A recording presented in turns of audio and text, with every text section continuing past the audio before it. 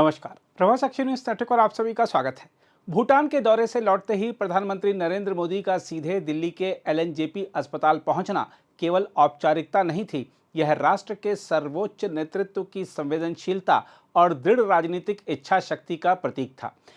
देखा जाए तो लाल किले के पास हुए विस्फोट ने एक बार फिर हमें याद दिलाया है कि आतंकवाद की चुनौती अब भी जिंदा है और भारत को उसकी जड़ों को कुचलने के लिए हर स्तर पर सजग रहना होगा। प्रधानमंत्री मोदी ने घायल नागरिकों से मिलकर न केवल उनका मनोबल बढ़ाया, बल्कि पूरे देश को यह संदेश दिया है कि आतंक का मुकाबला केवल पुलिस या सुरक्षा एजेंसियों का कार्य नहीं है, बल्कि यह राष्ट्रीय संकल्प का विषय है। उनके शब्द, दोषियों को किसी भी हालत में बख्शा नहीं जाएगा, भारत की वह नीति दोहराते हैं जिसे मोदी सरकार ने वर्षों पहले स्पष्ट किया था। यानी आतंकवाद पर कोई समझौता नहीं होगा, केवल निर्णायक कार्रवाई होगी। भारत की जीरो टॉलरेंस नीति की सबसे बड़ी शक्ति यही है कि यह केवल बयानबाजी तक सीमित नहीं रही। पुलवामा हमले के बाद बालाकोट एयर स्ट्राइक ने पहली बार यह दिखाया था कि भारत अब प्रतिक्रियावादी नहीं बल्कि निर्णायक राष्ट्र बन चुका है।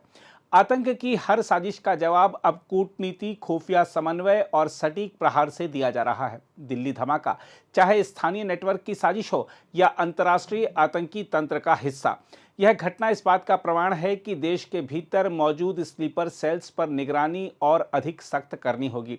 लेकिन इसके समानांतर यह भी उल्लेखनीय है कि घटना के तत्काल बाद प्रधानमंत्री स्वयं स्थिति पर नजर रख रहे थे और एजेंसियों से सीधा संवाद कर रहे थे। यह राष्ट्र सुरक्षा के प्रति नेतृत्व की तत्परता का जीवंत उदाहरण है।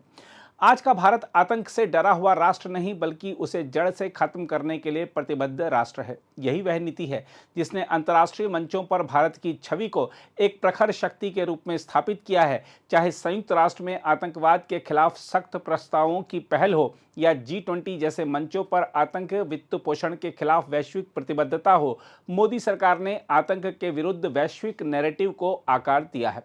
प्रधानमंत्री मोदी की इस त्वरित प्रतिक्रिया में एक और महत्वपूर्ण संदेश छिपा है। वह यह है कि भारत अब राजनीतिक लाभ या समयबद्ध बयानबाजी की बजाय तथ्य, खुफिया और राष्ट्रीय एकता के बल पर आतंक से लड़ रहा है। उनके अस्पताल दौरे की तस्वीरें केवल सहानुभूति का प्रदर्शन नहीं है, वे राष्ट्र को यह याद दिलाती हैं कि सरकार और जनता के बीच सुरक्षा की एक साझा जिम्मेदारी है। आज जब भारत 21वीं सदी के निर्णायक दशक में प्रवेश कर चुका है, तब यह जरूरी है कि आतंकवाद के खिलाफ यह दृढ़ रुख केवल सरकार की नीति नहीं बल्कि जन आंदोलन बने।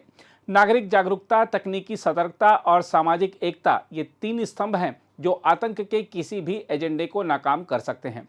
लाल किले के आसपास हुआ यह विस्फोट हमारी सुरक्षा प्रणाली को चेतावनी देता है, लेकिन प्रधानमंत्री मोदी की त्वरित और मानवीय प्रतिक्रिया यह भरोसा जगाती है कि भारत तैयार है न केवल प्रतिक्रिया देने के लिए बल्कि निर्णायक जवाब देने के लिए।